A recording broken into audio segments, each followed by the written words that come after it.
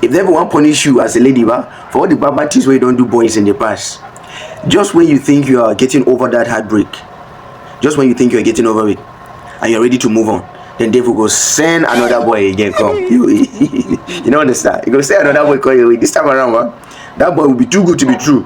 Will be just the opposite of that other one will break your heart. This one will be too good, too innocent. He doesn't drink. He does all the things where you know say. He will be just too good to be true. Now you go come the ask and say, where have you been all my life?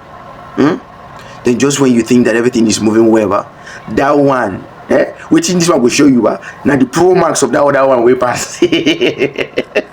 I go like for you. Now they are going to see. Now they will punish you.